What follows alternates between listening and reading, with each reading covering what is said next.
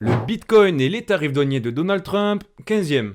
Les amis, parlons peu, parlons bien, il m'a fatigué le Donald, pétard. Comme tu peux le voir sur ce post de Paul Crypto Formation, il y a Donald qui a publié un post où il a dit "This is a great time to buy". Une heure après, il a annoncé 90 jours de pause pour les tarifs douaniers. Et là, le marché, les mecs, ben ça y est, il a pu respirer. Bon, au passage, il a mis 125% sur la Chine, mais bon, c'est bon, les Chinois, c'est bon, quoi. Donc, c'est une libération, les mecs. Dès que j'ai vu ce tweet-là qui est passé, je l'ai directement partagé sur le groupe Telegram de la Crypto Brève, et je me suis pas empêché de mettre un long. J'ai vu le Bitcoin à 78 000, j'ai vu l'amplitude qu'il y avait, mon gros, et puis voilà, je suis sorti, j'ai pris un petit billet, j'étais content. Et ouais, ben fallait être là sur la Crypto Brève, mon gros. Donc, si je te remémore ce qui s'est passé, au final, ben voilà, tu vois, cette zone-là, on clôture pas en dessous, sinon terminares. Et on n'est pas venu toucher, pour l'instant en tout cas, les 73 000 $. Et pour faire un petit point sur le Bitcoin, comme tu peux le voir, on clôture pas en dessous, sinon terminares. Donc écoute, pour l'instant, on n'est pas encore sorti d'affaires, mais on n'est pas encore venu piquer cette zone des 73 000 $. C'est quand même une grosse bataille qui a été gagnée, les gars. Il faut quand même savoir souffler, apprécier le moment présent, l'instant T. On a tellement souffert ces derniers temps que là, c'est 90 jours de pause. Je pense que le marché, il va vraiment l'apprécier aussi. En parler de quoi aussi, une super bataille qui a été gagnée sur laquelle on peut se récompenser d'avoir tenu le bateau. C'est cette trendline blanche qui a été brisée et qu'on tire derrière nous depuis maintenant l'ATH de Bitcoin.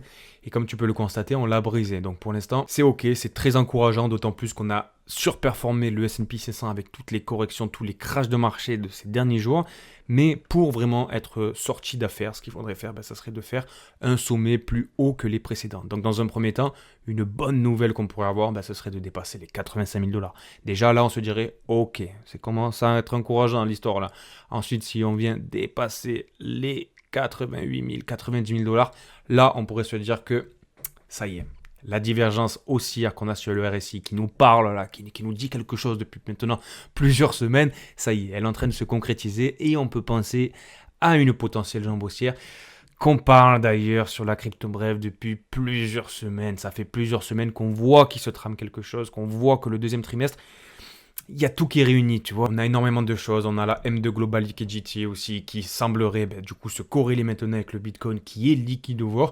Donc voilà, encore une fois, je me répète, les mecs, on n'a pas encore gagné la guerre, mais ce petit pump là qu'on a eu, il fait extrêmement plaisir et c'est très encourageant. Ensuite, maintenant, voilà, on est dans l'euphorie, il nous faut des preuves. Pour l'instant, même sur les altcoins, on est toujours dans notre biseau, il semblerait qu'on soit en train de le casser, mais on n'a toujours pas fait un sommet plus haut que le précédent. Donc on n'a pas encore fait de sommet, il faudra voir dans les jours qui viennent, mais cette pause de 90 jours, oh, pas quel pied. Et d'ailleurs, ce qu'on disait depuis maintenant plusieurs mois, on avait plein de signes, je t'invite à aller voir les signes sur la chaîne de la Crypto Brève, il y a plein de vidéos où tu pourras retrouver ce dont on parlait, mais sur Rondo, ça semble bel et bien se concrétiser, tu vois. On a cette espèce de biseau là, ce drapeau dégueulasse qu'on tire derrière nous, depuis maintenant décembre 2024, et il se clôturait le 19 avril, entre autres.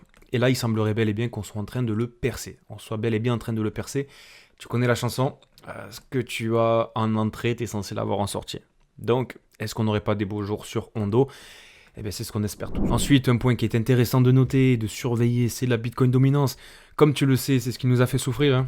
Parce que le Bitcoin, il ne devait pas aller aussi haut. On est monté à 64%.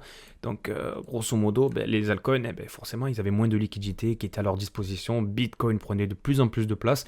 Mais à un moment donné, les mecs, comme on se le disait depuis plusieurs semaines maintenant, les divergences baissières en weekly, ça ne ment pas. Donc pour l'instant, on n'a pas eu un crash sur la Bitcoin dominance, mais si on continue comme ça, qu'on a toujours une bonne dynamique, que Donald Trump commence pas à nous casser les pieds encore une fois, qu'il nous laisse tranquille pendant ces 90 jours, qu'on ne l'entende plus parler, il serait pas impossible de mettre en œuvre cette divergence baissière, qu'elle fasse son travail.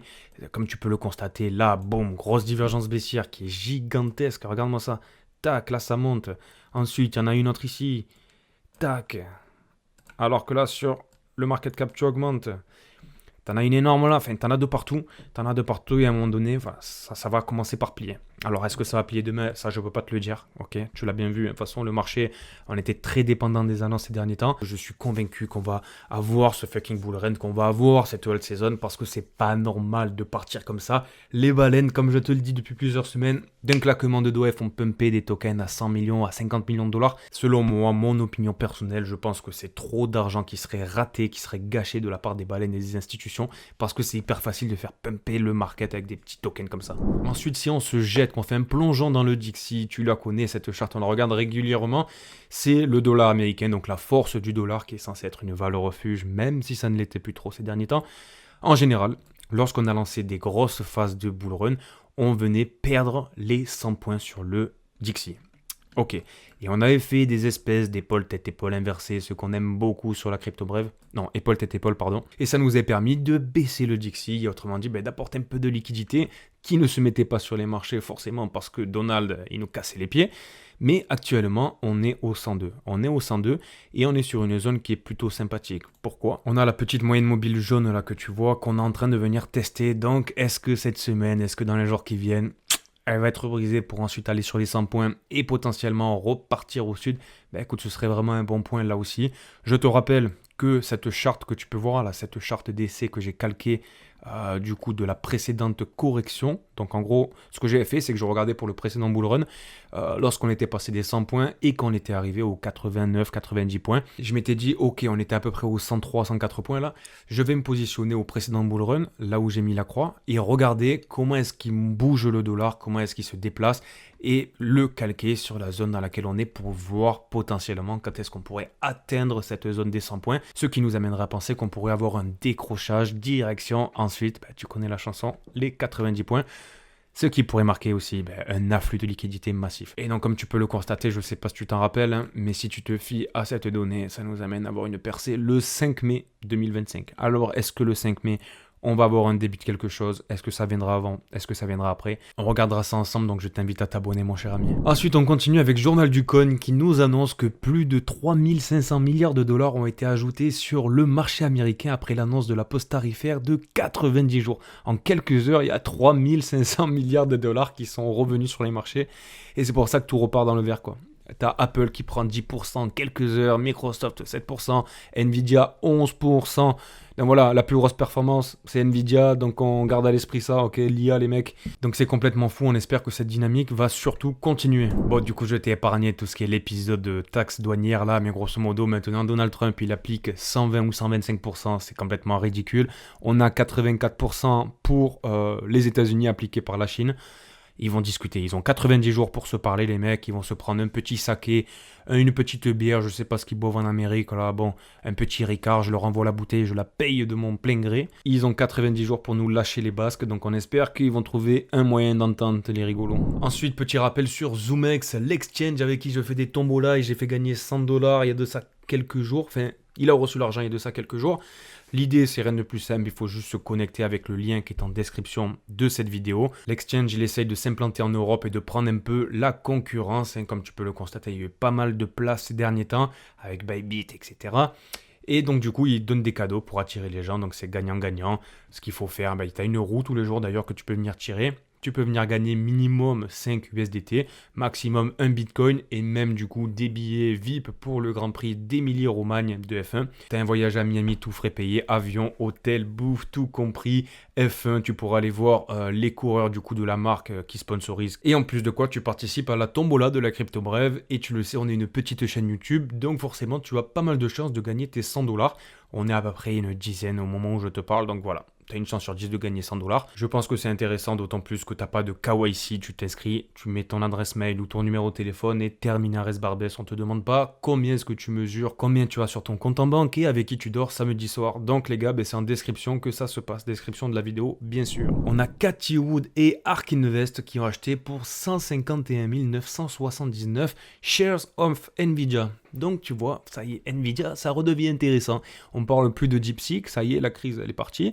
Maintenant, tout le monde revient dans Nvidia. Allez, ensuite, petit dernier passage sur cet épisode des tarifs douaniers. On a le président Donald Trump qui a déclaré que la Chine veut conclure un accord et qu'elle est en train de le comprendre. Donc c'est pas Donald Trump qui a mis en pause ces tarifs de malades mentaux.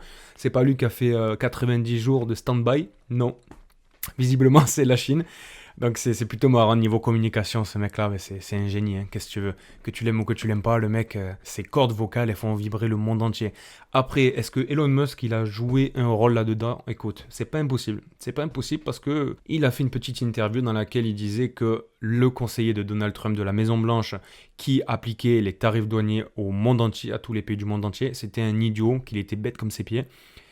Parce que forcément, même les entreprises comme Tesla, c'était pas possible d'acheter des pièces 2 fois le prix ou même plus.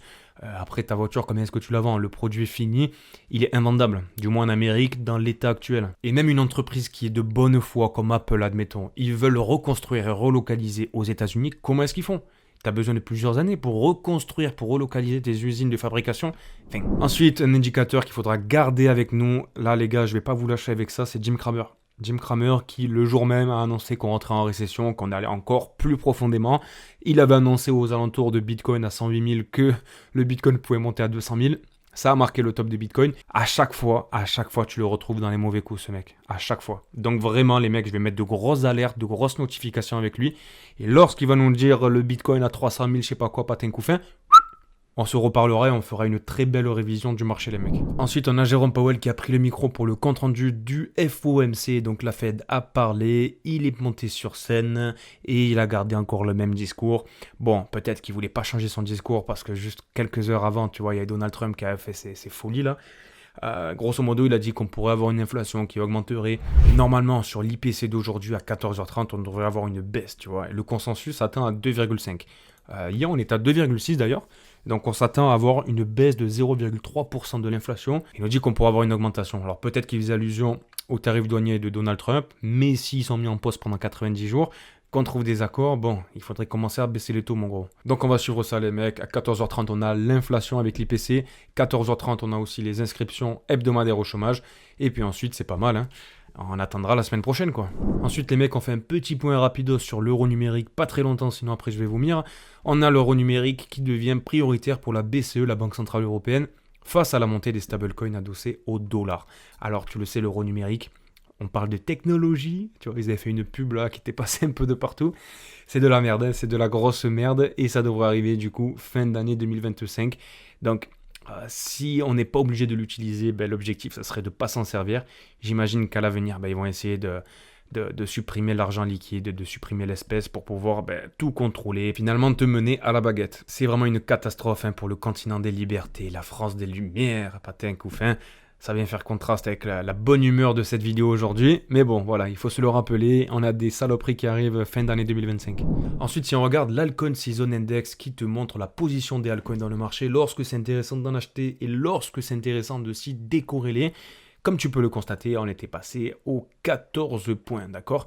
On est allé quasiment au point où on était en juillet dernier, lorsqu'on a eu les carry trades ou le crash, finalement, sur tous les marchés internationaux. On en parlait qu'on avait une espèce d'épaule inversée là, qui est en train de se former, une tête, une vieille tête. Donc, est-ce qu'on n'aurait pas une figure épaule-tête-épaule? Écoute, on va voir dans les jours qui viennent comment est-ce que se comporte cet indicateur. Mais si on commence à avoir le même genre de figure là, épaule, tête, épaule inversée, ça pourrait sentir bon. Ça pourrait sentir bon. En parler de quoi, une bonne nouvelle aussi pour aujourd'hui. On a le Sénat qui approuve à 51 voix contre 45. Ça s'est joué quand même un peu de points. L'avancement de la nomination de Paul Atkins. Eh oui, président de la SEC. Ça y est, on a un mec qui est pro-crypto, qui était advisor chez Reserve Right. Tu te rappelles ce que c'est Reserve Right, hein? C'est ce fameux projet de tokenisation de Flatcoins. Forcément, comme un peu tous les tokens, il a bien performé. Il a pris 18% et actuellement, il est aux alentours des 0,07. Ensuite, une nouvelle concernant World Liberty Financial, le projet de la famille Trump et de ses enfants plus particulièrement. On a le projet qui a vendu pour 5471 Ethereum pour 8 millions de dollars. 8 millions de dollars. Ils les ont vendus à 1465 à l'unité. Ils les avaient achetés aux alentours des 2500, je crois. Donc, écoute, sur le coup, voilà, c'est un peu con, je trouve. Surtout quand t'as ton papa qui gère le monde entier, qui nous mène à la baguette. Vraiment, est-ce qu'il y a un problème de timing? Est-ce qu'il y a un problème de communication dans la famille? Peut-être qu'il faudrait qu'ils se parlent, tu vois, la relation père-fils, qu'est-ce qui se passe? Toujours est-il que on a un vote là, un proposal qui a été proposé par World Liberty Financial pour recevoir un airdrop de l'USD1, leur nouveau stablecoin. On espère qu'il passera. Je ne sais pas si tu as du World Liberty Financial. N'hésite pas à me le dire en commentaire pour voir qui de la crypto brève en possède. Personnellement, moi j'en ai. On ne dira pas non à de la liquidité. Sur ce, ça sera une vidéo de plus, hein, au compteur. Dans tous les cas, si tu veux me donner la force, un petit like et un commentaire. Abonne-toi si tu n'es pas abonné. Je te vois, petit coquinou. On se retrouve demain à 5h du matin. Prends soin de toi. Bisous. Ciao, ciao.